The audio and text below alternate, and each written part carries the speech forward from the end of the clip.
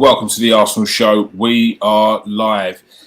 And everyone's, I'm sure, is still buzzing after the Leicester City victory, an emphatic victory where we saw Gabriel Jesus show his class and why it was not, is it? The utmost importance that Arsenal put him in. Where is it? Was it that? Is that in it? Is it that? I mean, I don't know what kind of phone she used. It's just a phone, mate.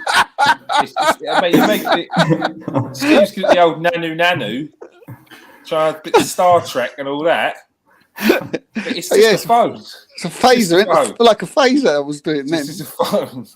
It's just a phone. I was overthinking it. Then he looks. Just a phone.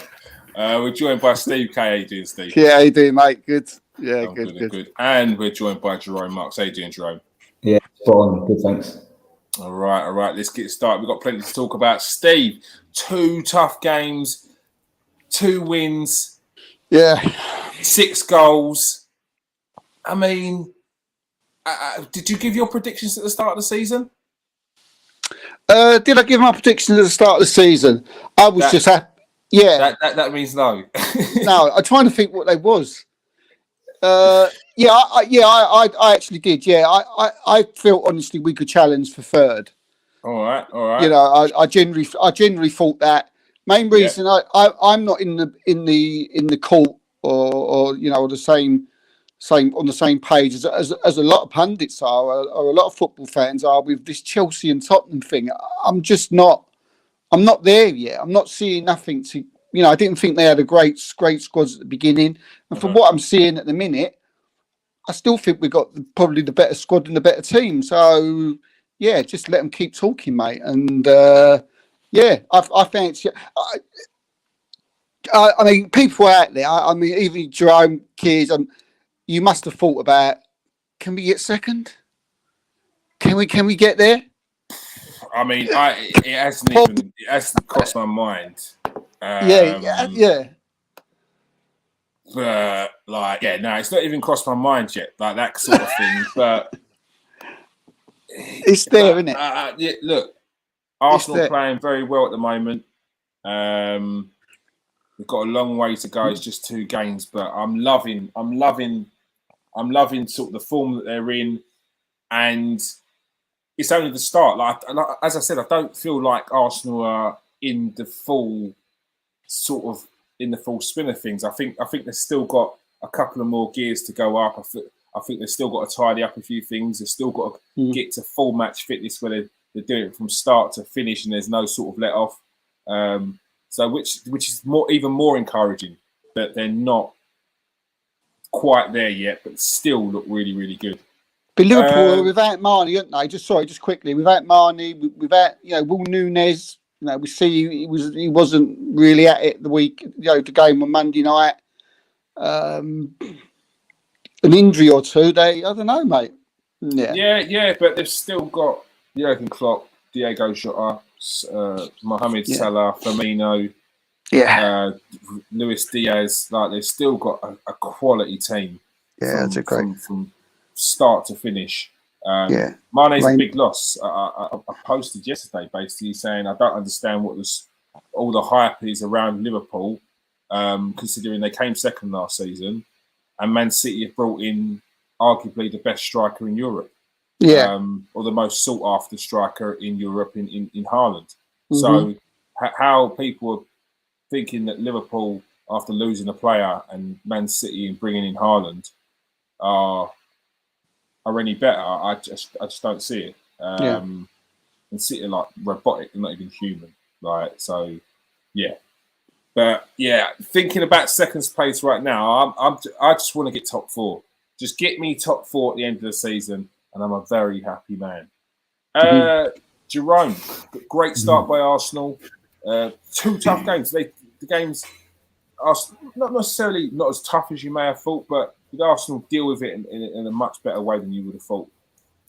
Yeah, I mean, certainly the Leicester game, that was that performance was pretty convincing. I know there was a couple of scary moments, but they didn't last for too long. Yeah, I think what's helped us in these games is possibly apart from Tomiyasu, that is we've been able to choose from pretty much our our first choice. Everyone that we want to be available has been available. I think the tests will come if we play, say, without Jesus and Nketiah plays up front. He's a good player. He's done well on Nketiah, but he's obviously, goes without saying, he's not at the same level as Jesus. Doesn't bring what Jesus brings to the team. So I think, keeping our main players fit is going to go a long way to deciding where we finish in the table. If we keep everyone fit, then I think third's very possible. I think second is a bit that would be like a minor miracle. I know I watched the Liverpool game last night, and despite the result, the way they play, they are just non-stop. And I think finishing above them, you're going to have to go some to finish above Liverpool. And Man City, what they already 5 points clear. Like some bookmakers probably already started paying out on them winning the league after like 2 games. 11 or something like that. Like it's ridiculous already. Yeah. But no, be positive, Jerome. Yeah, I know. Yeah. But we can't ask for a better start after 2 games, basically. Yeah. All right. Yeah. Steve, what's your thoughts? Arsenal making light work of 2 actually very tough games and teams that will take points of other big teams. Like you saw Crystal Palace already taking points off of Liverpool the other day. Yeah. I think that game last night, I mean, I know they went down to 10 men, but for the majority of the game, Liverpool were on top and Crystal Palace, held up very well. And I think going away to somewhere like Palace anyway, at the best of times, is a very difficult fixture, let alone on the open day of the season. And as again, we've seen last night, they've gone to Anfield and they've got a draw. So when you put that all into consideration, that was a massive result, and it was an incredible performance. And I do want to see sometimes. I do want to see us when we go away and we get put under pressure and whether we can withstand it. And against Crystal Palace, we did. And although it was a different type of game against Leicester, Kears, it was like we still was at times where we was under pressure. We had to stand up. We had to come back from behind. And the boys did it, So there must be a fantastic confidence in the camp to be able to say, right, with someone scored against us, let's not have them head drops. Let's get them up. And you can see people like Jesus, Saka, and Zinchenko, we'll talk about later. Sort of geeing the others up, saying, "Come on, let's go. We'll go again." And I mean, talk about. Instant. I mean, I just had a cup of coffee and Arsenal were more instant than that on Saturday. The way they it was like, weren't it? They came back straight away as soon as they, I mean, when was the last time you can remember Arsenal doing that? And I think that's to do with the process. I think that's to do with the way Arteta's been building the side. I think he's known what he wants since he came into the club. I think he known what players he's wanted for ages. And something that I thought about today is what these performances are also doing for me. We've still got two weeks left in the transfer window. All right, we've already heard Mikel Arteta say we ain't finished here.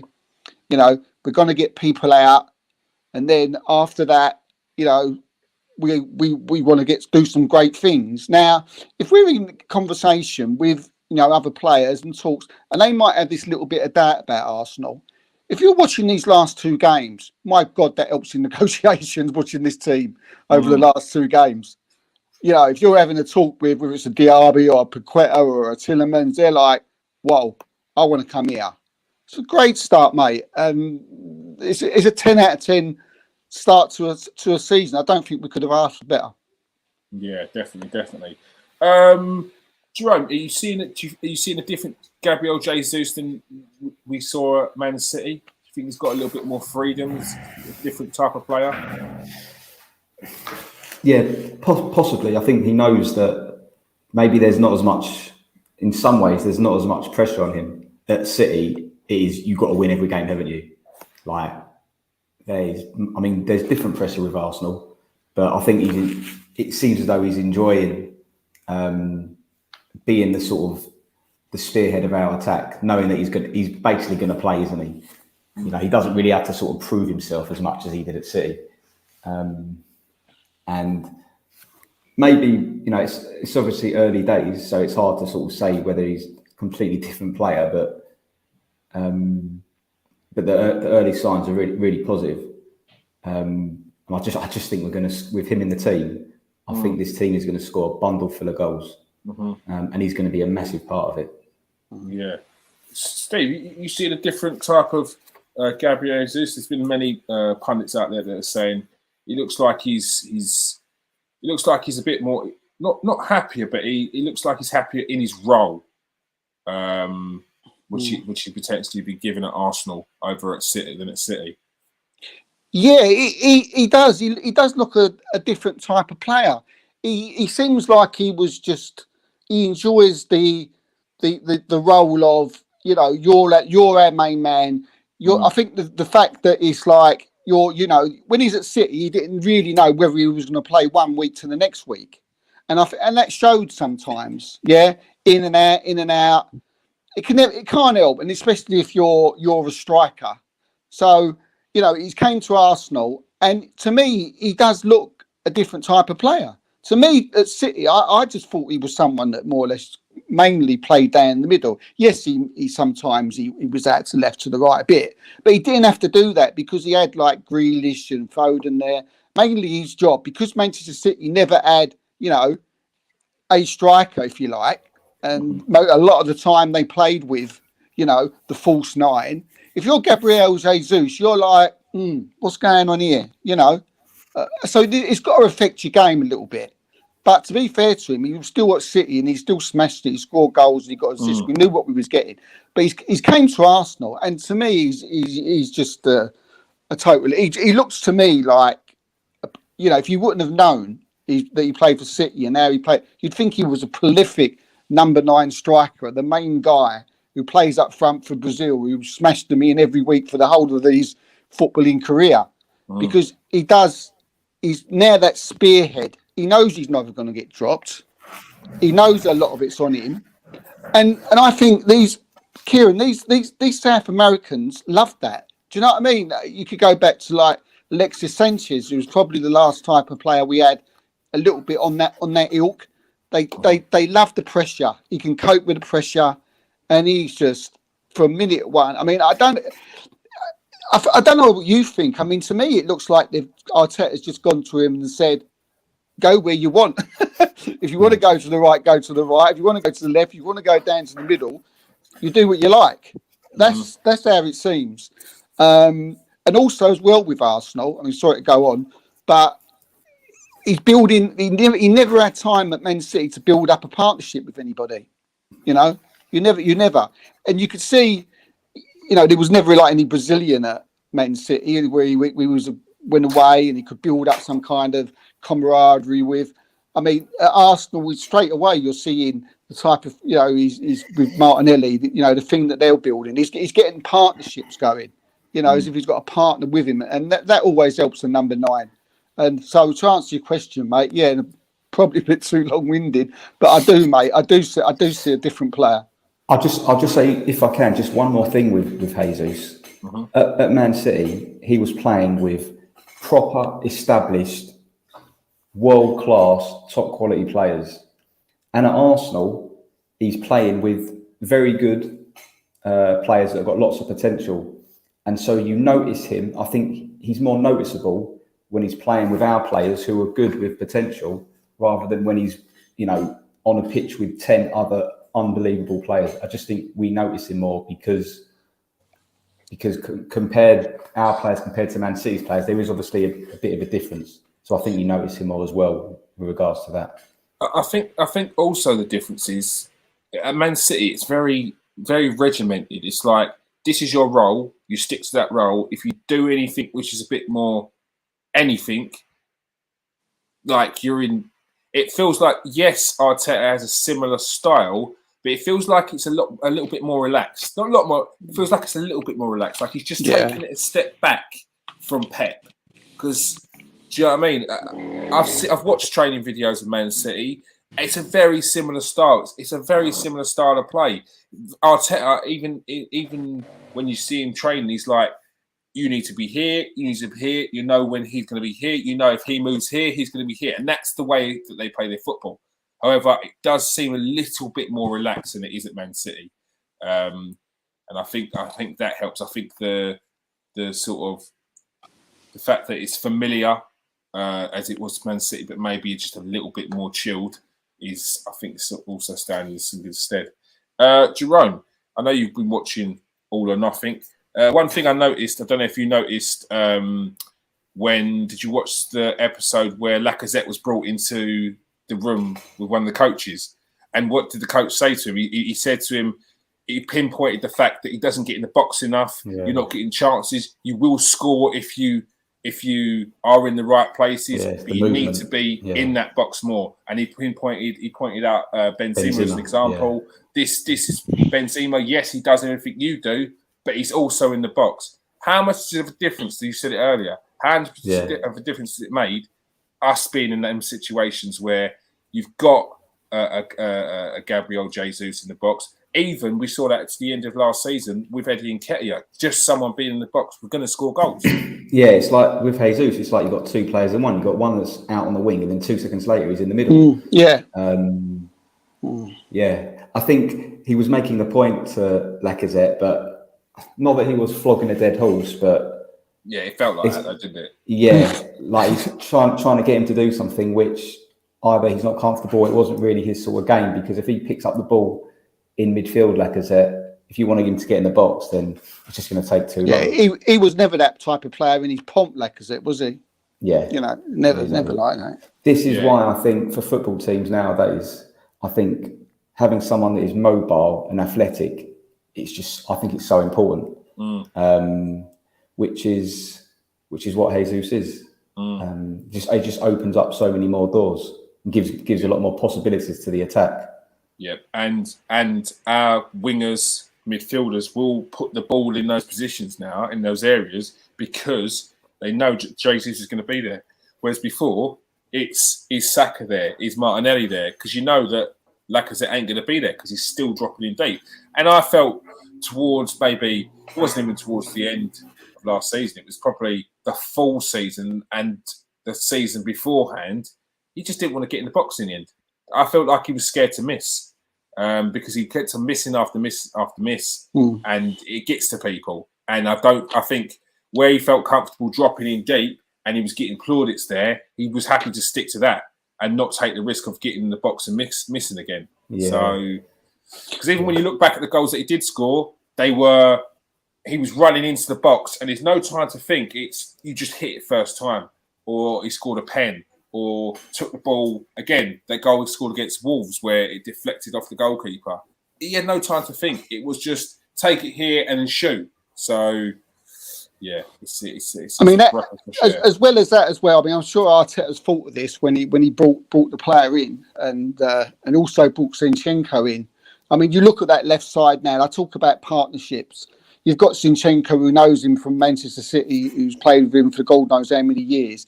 And also next to him, he's got Martinelli, who he knows from the Brazilian squad, who he's played with him God knows how many times. So you've got Jesus, you've got Martinelli, you've got Zinchenko behind. That whole left-sided, that corner there, they know each other like the back of their hands. Yeah. I mean, that must be massive. That must be massive. Yeah, and look, you can add Gabriel Magalhaes in that as well. He's on that left-hand side. Yeah. And I don't know if anyone saw the Arsenal video with the three Gabbies. It's brilliant. Like they are friends. They are like buddies, and they're funny to watch as well. So they've got that connection. They've got that that sort of chemistry off the pitch as well, which definitely helps on the pitch. And I think we're seeing that a lot with a lot of people, players in the team. We're seeing a lot of these chemistries sort of building and these connections building. I love the way that people like Saliba's come into the team, and there's not many French players in the whole of Arsenal squad anymore, but they're still making a massive effort to get him to help him fit in.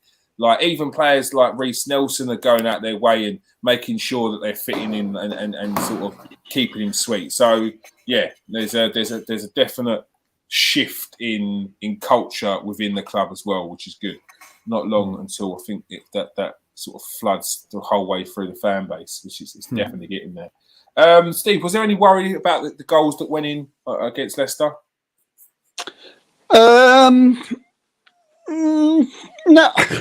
I don't think so. I think Saliba. As I said, I said in the post match that I didn't really blame him. I felt that he had to get something on it, whether it was head or his foot. Otherwise, it would have gone in. It was good work over on the left hand side. So not really. We also said that maybe Ben White was a little bit more at fault. I mean, I still haven't had a look at it. I don't know if you guys have and have got more to sort of add to whether he was at fault. And we've got a little bit of a problem over that right hand side. And maybe Tommy Ashu, we maybe have to be thought of more of coming in. I don't know. As I say, I've not seen it. Ramsdale be very disappointed with letting that goal in.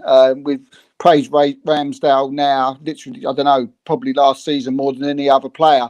But you know, we have to turn around and say when he does something wrong that, you know, we have to call it out. And he did. He should have had that.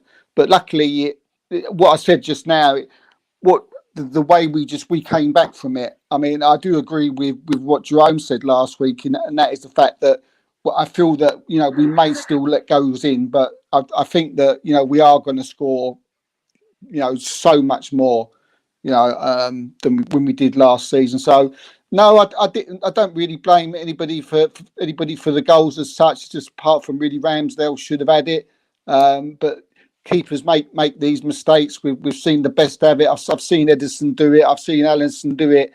I've seen them make absolute clangers before.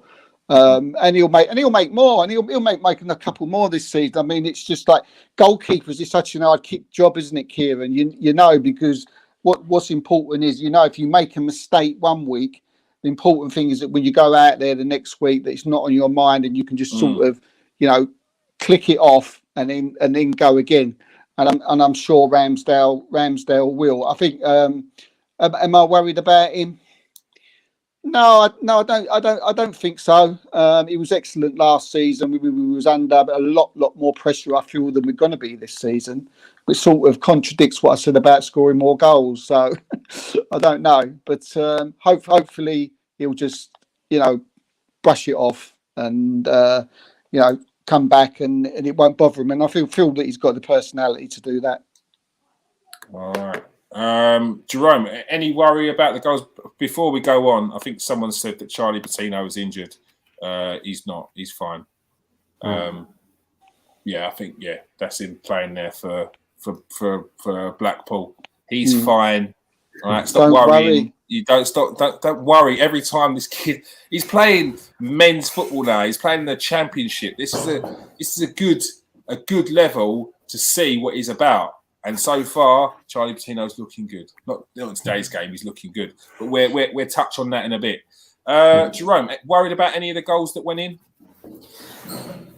You know, with goal, when you concede goals, you can always like overanalyze them and go into a lot of detail. But ultimately, I think if there was like a pattern of conceding a certain type of goal, then maybe we can get a bit worried. But the first one, I think, is just a mix-up communication. That's all it is.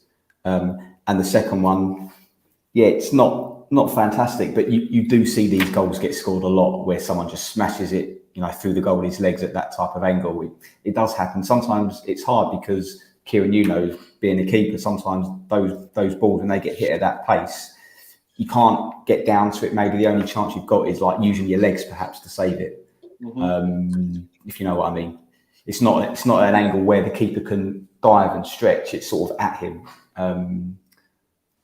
But look, I'd rather concede these goals when we've scored 4. You know, if that's going to be if we concede goals like that, but we've already scored a few, then it's okay. But it's nothing. I don't think there's anything nothing drastic with those goals. To be fair, is everybody happy with Olded if he needs to come in at centre back? It's something that really hasn't been spoken about. He would be the replacement, wouldn't he? You know, if he come in, if we play with Ben White at the right back, or do you just feel Tommy Asu straight away would be brought in at right back? Yeah, I think Tommy Asu would be brought in as long as he's fit, and Ben White would move back to centre back, which would then be Saliba then having to bide his time if Ben White keeps his spot, which is what I was about to go into next, about the importance of competition in the team.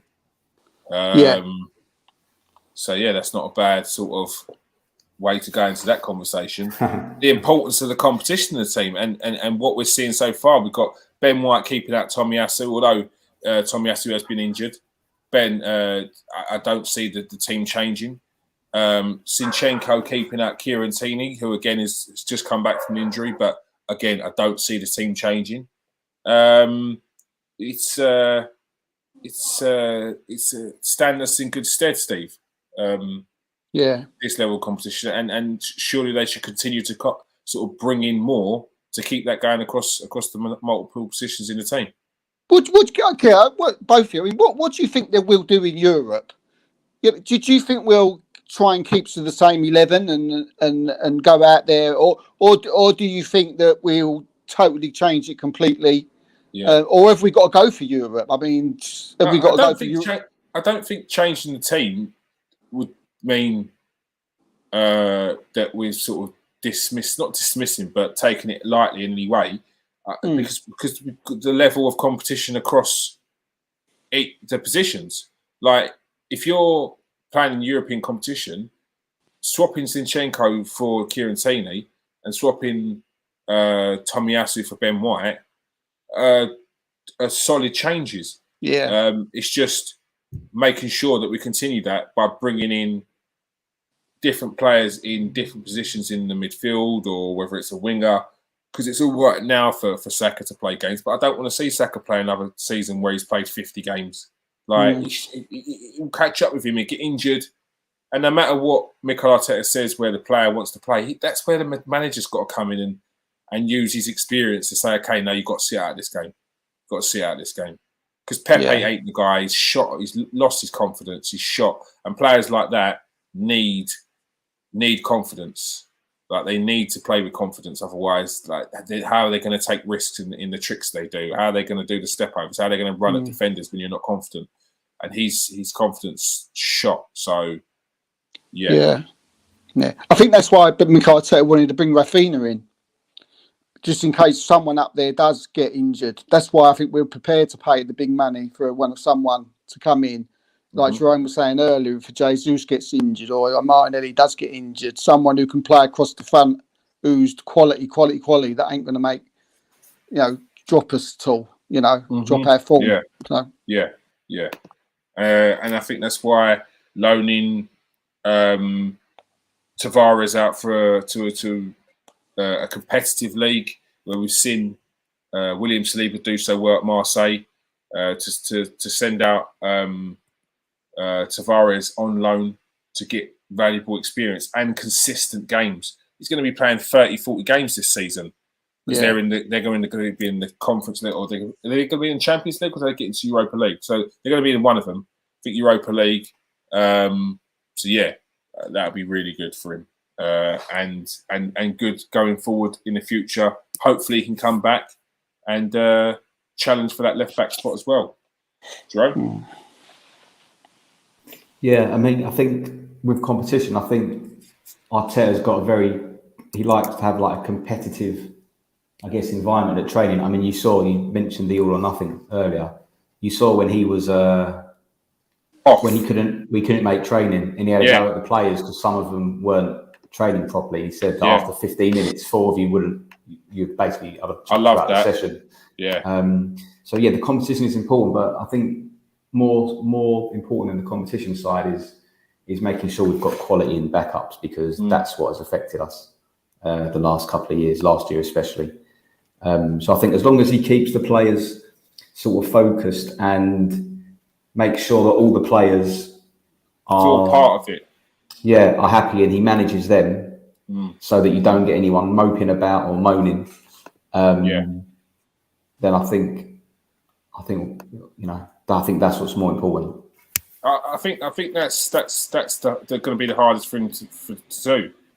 But doing that would be like, one way to do that is by winning, because then the people that aren't playing can't have anything to say, and then when they do have opportunities, they get chances. And I think that's all people ask for. They ask for opportunities. I think William Saliba's issue with him before was that he came into the team and he felt he was ready for the team and got put into the under-23s, and then didn't get an opportunity. And I think that's what he was asked for. Even when he was asked about coming back, it wasn't necessarily about, I want to come in and be a first-team player, I want to come in and start every game. It was under-23s is different to sitting on the bench. He wanted to see that he had an opportunity to play and challenge for that first-team spot. You're not doing that for under-23s because you're automatically fourth or fifth choice. Whereas if you're in that first team, if you're on that bench, you're third choice, fourth choice maybe. So, yeah, it's definitely going to be tough. But I think, look, we've seen that he likes to keep a tight group, and this is why.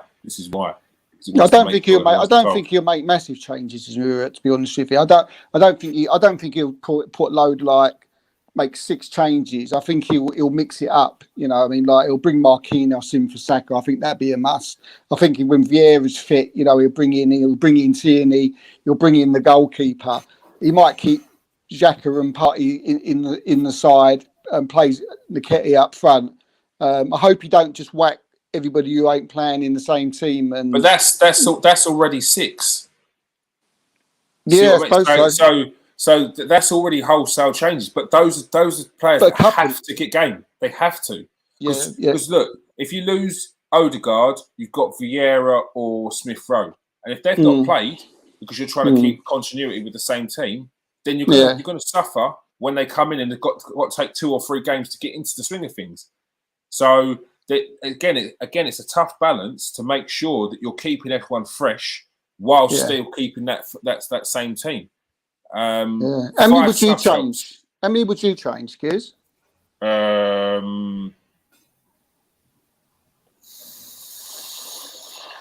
Early stages, I'll probably change the goalkeeper. Yeah. I'll probably bring Tomiyasu in. I would bring Tini in. Yeah. Whether I would change the centre backs, I don't know. It depends on the game, doesn't it, I suppose? Yeah, depending on who you're playing. Look, if you're playing a Dundalk, Sambi Lokonga's coming in. Because it don't matter. And then, I mean, Martinelli's one of them players I feel like just wants to play, just needs to play. He's had rest, so I don't think I'd change him, but I would like to give Saka a rest. And I would bring probably Eddie Nketiah on in those early stages in those games because he can score goals. He does a very similar job to. He's nowhere near Gabriel Jesus because Gabriel Jesus' skill set is on a different planet. But yeah, they're the work rate, that sort of shutting down players, defensive forwards. They're both really good at that job. So how many changes are you making, Jerome? Yeah, it depends on the game. It really depends who we're playing, what stage of the competition it's at. It's hard to really say until then, but I think you've got to make a lot. And I know you just touched on briefly there, you mentioned 5 subs. After the way we've sort of handled the subs in just a couple of games, my feeling is that 5 subs, 3 subs not going to make much difference. I don't think he'll use all 5 subs. He seems to take a very long time to use the first sub. So I think it sounds like there's a big difference. We can now use 5 subs, but in reality, I don't think that will change much. And if you do use 5 subs, you might bring the 4th and the 5th sub on with 2 minutes to go. I think these teams, you know, these managers and these coaches, they plan with their first 11 in a certain way of playing. And that's, you know, they go with a certain 11 because I think they're the best 11 that's going to win me the game. And then if, depending on how things go, then they make changes. So these 5 subs, I think it'll be very rare we make all 5. And if we do make all 5, like I said, the last 2 will be basically when the game's finished. Although at the beginning of the season, I thought it would be great because we could really, you know, use a lot of players. I don't think it'll make much difference, to be honest. I don't think there'll be much difference between 3 subs and 5 subs. Yeah. Because some of these grounds, isn't there? It is options. Some of these grounds that they're going to be going to, they're going to go to these, we say lowly teams, but you've got these lowly teams in Greece, in Turkey, where the atmosphere is like You know, really, really. So you still will need sort of a nice little handful of sort of first teamers in the side, you know, to sort of support them. Yeah. If we're playing Malmo and Dundalk or Forest Green Athletic from the arse end of nowhere, I think we'd be all right. It's when we come up against some teams in Ukraine, Russia, and those teams, it's seriously tough. Galatasaray or something like that. Yeah, those ones. That's when it's going to be tough. So I don't know when the draw is, but I'm actually looking forward to it now. I didn't like not being in Europe. Our team at Arsenal has to be in Europe, so looking forward to that one. The leadership group was announced. It's obviously we know that Martin Odegaard's captain, Granit Xhaka and Gabriel Jesus is a part of that. Start with you, Jerome. Any surprises there in that list? Maybe Jesus, perhaps. To be honest with you, I don't want to poo-poo it, but I don't pay too much attention to this sort of stuff, like a leadership group. I think it might have more of an impact if you're like losing games, but I don't know. I don't know. You know, who Man City? Who's their captain? De Bruyne, like Gundogan, I think, or something like that. Like, right, I think they do a leadership group as well. It's like honestly, I don't really. Not I don't like it, but I don't know how much impact it has on how well a team plays. I think leaders are like, it's just natural. Like if you're a leader, you'll say something during the game. For me, I don't put too much like emphasis on it.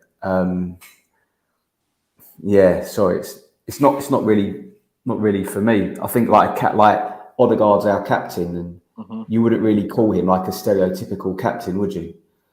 No, but I think the thing is that the stereotypical captains, they're not really about anymore. That's it. Like, that's what I'm saying. So there's not really a captain. So why are you making? So why is there like a big leadership group happening if like even a captain is sort of the stereotypical captain's going out of the game? I think the captain is the captain. Like, he's been named the captain, and then after that, it's a case of what I think is the thought process around it is why pinpoint a specific vice captain. I think it's just you've got your group of players that are respected, and it's just whoever's on the pitch out of that group gets it. Yeah. I'm sure there's probably one before the other. It looked like the other day, I think Xhaka was on while Jesus was on, and Xhaka got the captaincy when Odegaard went off. So maybe Xhaka is the vice captain. But yeah, it's just another way of saying there's three captains. There's a main captain, and then you've got the other two. Who's the standing? Because I don't know if it was when Emery was the manager, but I think we had like 5 of them, and like Holding was in it. I think Ozil was in it. Like, to me, it was a bit meaningless. It didn't mean anything. I'm like more interested in how we play and all that sort of stuff. But if he wants to give people responsibility, you know, I don't know. I think it's more of a private thing, like keep it in the group rather than make it all public. But I don't know. It's as I say, I'm not really not massively interested in it, to be honest. All right. Steve, the leadership group. Any surprises in there?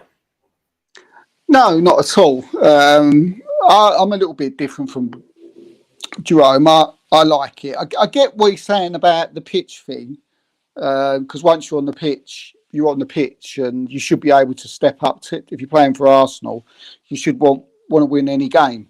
But 2 things that I think this leadership's good.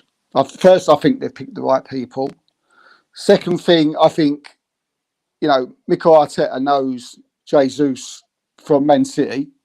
So if he feels that he can add something by being a leader, then I'm gonna take that. I'm gonna listen to that because he knows him better than anybody.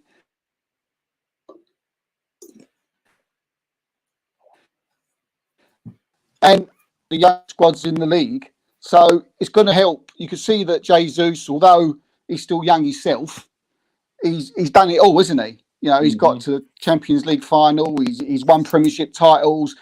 People can go to him. He can talk to the younger guys. He can say, "Look, we've done this, we've done that. We can do this, we can do that." That's part of a leadership. And yes, you're not going to tell people that on the pitch, but I always took this leadership group as something that's not just the pitch. I always took this as the leadership group is off the pitch as well. Things that are going on. The youngsters can go to Xhaka, can go to Jesus, if you know, for them off the pitch in training to sort of be the ones who are sort of like looked upon and sort of you know, a little bit of a higher standard than the others as regards to experience and what they've done and where they've been. And we all know Xhaka the way he is off the pitch, and you know, we've seen bits and pieces of it in the Amazon the Prime video. We've seen it at the start of the season. He's the one who's, you know, in the huddles. You know, he's the one shouting and screaming and talking to people, saying, "Right, let's go." When they're in a huddle before kickoff, he's the one talking and telling people what to do. So I think it's good. I do like it. I feel that if Arteta wants it, then I assume it's a good thing. But I like the way that we've got. I do feel that it's not just a football pitch. It's behind the scenes. It's in training. It's if the young kids have got a problem in training, they can be told. And also, it's funny that you know, Arteta's picked the two guys. One guy who's probably the most experienced, although he hasn't won much, but he's done a lot in the game, played in a lot of leagues, and obviously Jesus, who I've already said has done it, got it. You know, apart from winning the champion, he's done the T-shirt, so he's easily someone who you can sort of go to, and he can help the young players coming forward. He can give them that winning mentality and tell people what it's all about. I'm surprised Zinchenko, he probably does it and all. But yeah, I like it for those reasons that I've sort of said. Yeah, I'm the same. I think I see the leadership group as essentially you've got your manager, Mikel Arteta, you got your Martin Odegaard, just see him as a supervisor. You got Granit Xhaka as your team lead, and then you got Gabriel Jesus as your senior. Plus, for the fact we've got a lot of Spanish and Portuguese players in the team, so that probably helps with Gabriel Jesus being a point of contact for those people. We've got Fabio Vieira coming through, Martinelli, and obviously Magalhaes as well. Get him on a straight and narrow, who I think again is one that's going to be. I think this will be the year where Gabriel matures. You still see him train. He still messes around, and yeah, it's all well and good having a laugh and a joke. But I think this will be the real season where he's just kept under the radar.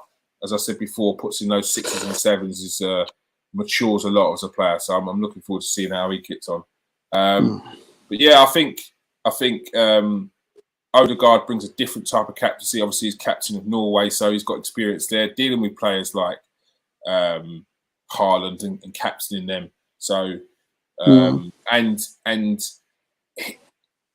Odegaard is Mikel Arteta's go-to guy when it comes to tactics.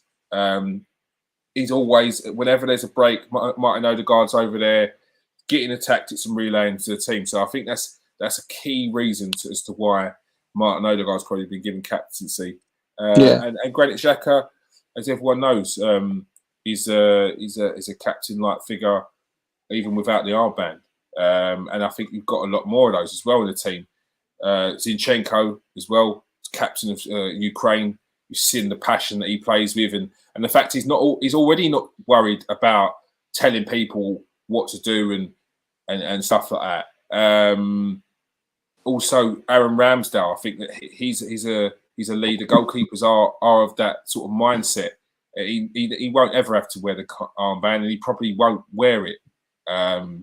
But he's a leader in the team. And more and more will become that way as they get more experience and as they get older and things like that. So yeah, it's exciting times, and you could just see this sort of everyone in the team becoming leaders, everyone in their own sort of way. So yeah, it's good to see. I think he's picked the right bunch, and I don't think that Zinchenko and Ramsdale are too far behind in that as well. And I think, although Kieran Tierney's a very quiet figure, he said it himself, when I do speak, I speak from the heart and I speak with passion. So, again, he's one of them people that if he does pipe up in the dressing room, it will be to make a point. So, yeah. And he also leads by example. Maybe he could wear shorts when it's not wear shorts when it's snowing, wear tracksuit bottoms, because I'm not into that hard man stuff. Just like be injured less by covering yourself up, mate. That's probably going to help. But yeah, no, I'm more than happy with this leadership group, and it's good to see that Granit Xhaka's also won over the fan base again.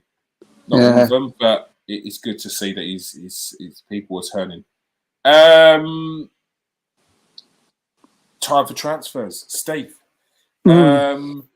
Let's get a little update on look, Yuri Tillemans. I know that people are chomping at the bit to find out about Yuri Tillemans.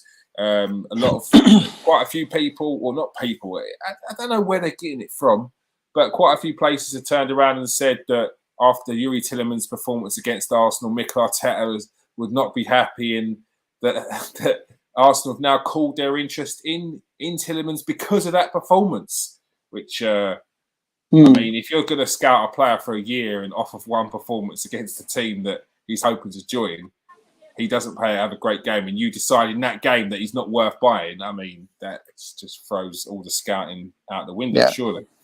Yeah. I mean, they've literally said what the people who have said that it's called have literally jumped on that bandwagon. What you said, they've seen him have a less than average game the weekend, and all of a sudden, straight away, they've decided that, Tillemans is that player, and they don't want him, and we don't need him. But there's not much to add. There's not much more left in the window, and it's a lot of stuff now. Is we know what Arsenal want, but talking of Yuri Tillemans, we haven't called. I know for a fact that we haven't called. So it's just a waiting game. I can't really add any more to it because it's just the fact that Leicester now we're waiting. We've given our bid, and we're waiting. Which I've said, it's 20. It's not 20 million. Like I can't harp on it anymore. It's 20. It's 25. I know it's 25. And they want 31 or 30, didn't they? Yeah, I knew from quite a while ago it was 25, but recently I've been told it's 25 by probably the biggest Arsenal guy that you could know that. So it's 25. Don't let people tell you it's 20. Don't let anybody people who it's called. The ball's, like I said last week, in Leicester's court. They've got the bid, and Arsenal are waiting, and it's as simple as that. Can't really add much more. All right, so I know that we've been linked with Caicedo, the one that Man United at Bournemouth's Caicedo. Heard anything on that? No, there's nothing on that. Not Man United. So Man United are really in for him. Big. I've heard that this afternoon, but no, there's nothing there on Caicedo. He's a type of player who we've got plenty of. It's not the type of player that Mikel Arteta is looking for, and as far as I know, at this stage, there's nothing in it. But Man United are really interested. Yeah, Edu was seen getting on a flight, and a Ryanair flight. So I mean, this guy, I rate that because he's trying to save money. Always got to save money in the cost of living crisis, obviously. On a Ryanair flight to Valencia. But it seems like he has gone away for a family do. I know that people are trying to put two and two together. And again, as they always do, Arsenal fan base coming up with about 15. Jeremy Pino, his agent and representative actually are based in London as well. So he's not going to fly out to Valencia when their representatives are in London. And also to add that that's not actually the closest airport to Villarreal as well. So you were way off, Arsenal fans. Yeah. Way off. Way off. And as Steve said last week, 19-year-old would be coming on 50. I'll give you an update from the guy that I got the information off last week, who happens to, my source is, believe it or not, a Villarreal fan, as well as a contact. But there's not really much to add from last week, apart from the fact that I've been told by the guy that, you know, Pino isn't even close to leaving Villarreal yet for anybody, and the reason why that is, Villarreal will not let this guy go for any less than £50 million, no less. And if you remember the Paul Torres deal with Manchester United, where they literally turned around and said, unless you pay that, he's not going. Yeah. And Paul Torres turned around and said, I'm quite happy to stay here, and I'll respect Villarreal to whatever they want to do with me. And Villarreal said, he's not going. You're paying 55 million for Paul Torres, or just walk away. So Villarreal got a record of this, and Arsenal are not going to pay £50 million for a right-sided winger when they've just bought Marquinhos into the club. So just don't make sense. And the Paul Torres, I thought, was quite a good, you know, thing to sort of gauge it by. Yeah, how they conduct themselves. A bit like Leicester, you pay the money, you don't get the player. There's no time for negotiations. They need money, and they're not going to cut themselves short for the sake of, when they know that the Premier League is the richest league in the world. Before we go on, please press that like, subscribe. If you are new to the channel, press that subscribe button. If you are a regular, press that like and press that share button. You just have to press the copy link. You don't have to share it. But if you want to share it, feel free to share it on your Twitter or on your Facebook. Spread the love. Spread the love. Spread the joy. Steve. What else do we got? Got some outgoings. Outgoings. Yeah, outgoings. Hector Bellerin looks like he'd be on his way to Real Betis. Both clubs are on the same wavelength now. They want to get the deal done. Arsenal don't want to go cheap on this, though. Arsenal don't want to sort of give him away for next to nothing.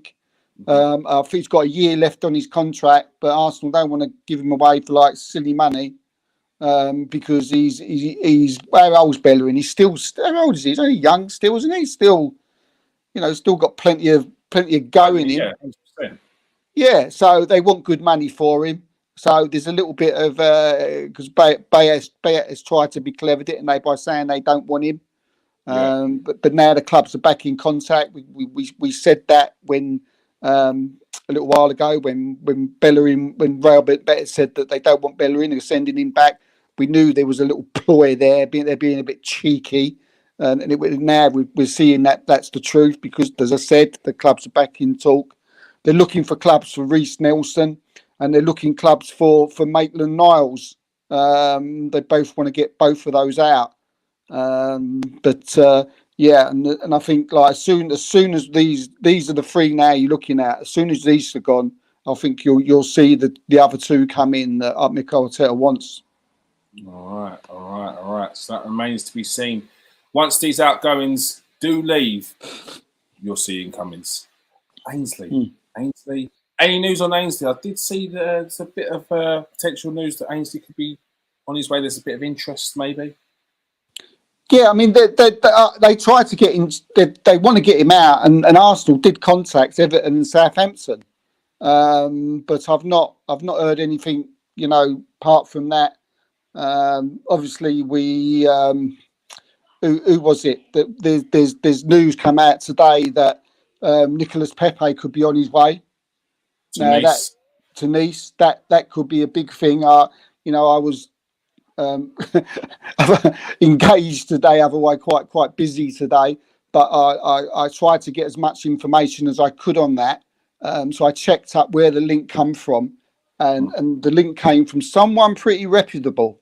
Okay. So I'm gonna, once we get off here tonight, I'm gonna sort of start contacting my contacts who will know, but the one story came from one place and one place only, and everybody's just jumped on it. So I thought, this is a bit dodgy, this is. But when I see whose story it was, I was like, right, okay, now this is worth looking into. So definitely one worth getting looked at. And if it is true, and my sources come back and say that this is a goer, then I think we're looking maybe possibly at someone coming in on that right outside. Right. But someone of ilk, do you know, someone of note, you know, someone big. All right. So that's all for transfer updates. Jerome, you've had a little look at some of Arsenal's loan signings. How are they getting on? Yeah, some of the boys out on loan. So first things first is that, firstly, this is the best thing that could happen to all these three players. Like, it's very good they're all out on loan, because I don't think any of them would have like be playing a decent amount of football this year for us. So there's Tavares, who's obviously scored 2 in 2 at Marseille. I saw some clips of his last game, and it was sort of a compilation of all his best bits for Arsenal in the game for Marseille. You know, the way he beats a player, like he makes it look very, very easy, like there's no effort. Yeah. Just takes the ball either inside or down the line and just sort of makes 1 or 2 meters on them, like straight away. And yeah, he's learning his craft a bit more. Because that's one thing you could accuse Tavares of. Like, 1 minute he's running down the wing, he's getting past the player, he crosses it in. The next minute he's doing something completely different. It's like, why are you not consistent with that? Yeah, I think it's experience, and it's game experience. It's not playing once every few weeks for a bit. It's playing every week, basically 90 minutes. This is exactly what he needs. So it's good, and he's playing at a good level as well. Obviously, Balogun's playing as well. He scored at the weekend. Scored a penalty. He just about scored it. By the way, the keeper could have saved it. But that's also his second goal, isn't it? Yeah, another one. Yeah, so both of them are doing well. I know it's early days, but yeah, it's exactly what they need. And we've got the young Mexican Marcelo Flores, who's on loan. He's in the second division of the Spanish. The Spanish league now. Yeah. Obviously, when you look at him, he is so lightweight. It's unbelievable. I don't know if you saw when he initially signed his contract, he had a photo with Mertesacker. And that wasn't a good idea to put a power up like that, because it's just, you've never seen such a big height difference. But he's really tenacious. Like, it doesn't sort of go against him at all, the way he plays. And you watch him, he shows that he's got signs of being a very, very technical footballer. But like I say, it's the second division, so he came on as a second half substitute in their first game of the season. Very, very positive signs. Enjoyable player to watch. His position, isn't he? Yeah, he is. I think he's got to be honest. I think the size he is, he's got to have that something, be a bit special in terms of his technique and taking it past players. Very comfortable on both feet as well, by the way.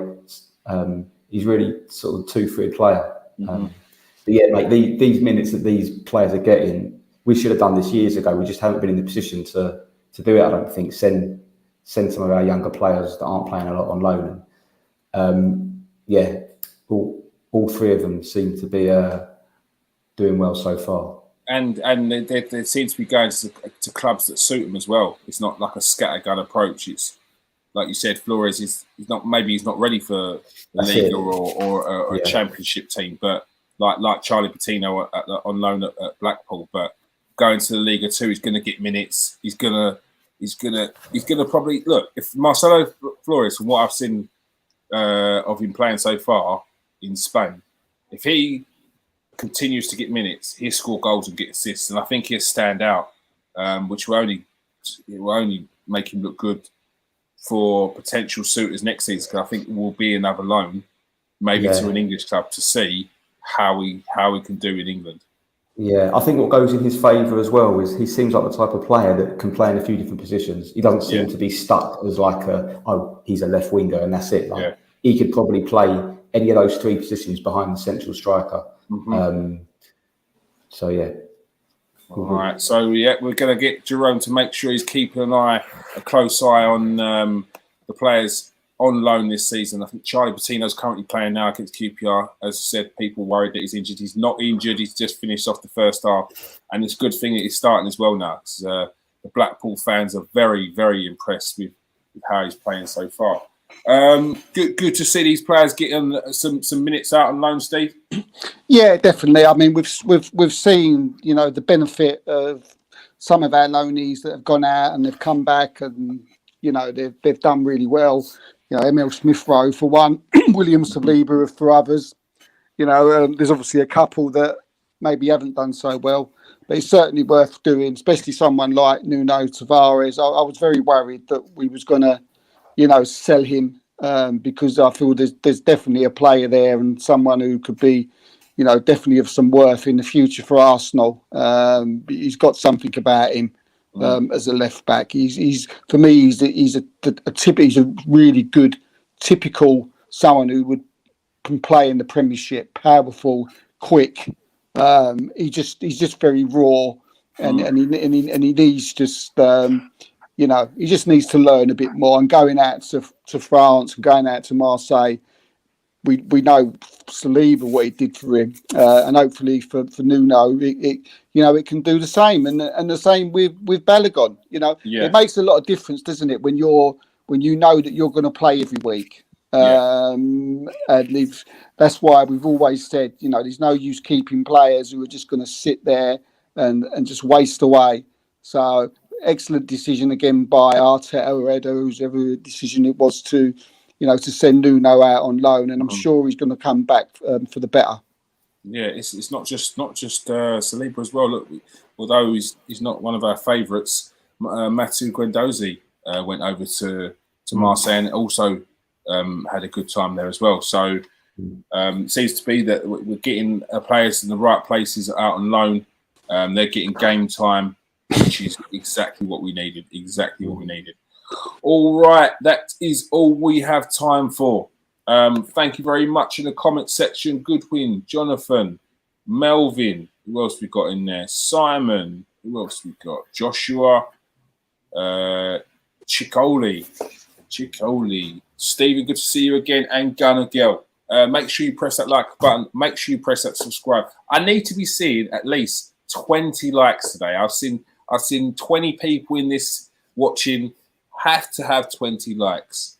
Thank you for that. Thank you for joining us tonight, Steve. Yeah, cheers, mate. Thank you. All right, and thank you very much for joining us tonight, Jerome. Of course, pleasure. Cheers. As I always say, make sure you press that like and subscribe. If you are new to the show, press that subscribe button. If you are a regular, press that like and press that share button. Just have to press the copy button. Thank you for getting involved in the comment section. It's absolutely buzzing tonight. Make sure you join us for the previews, the post matches. Peace out, people. Stay safe and wash your hands.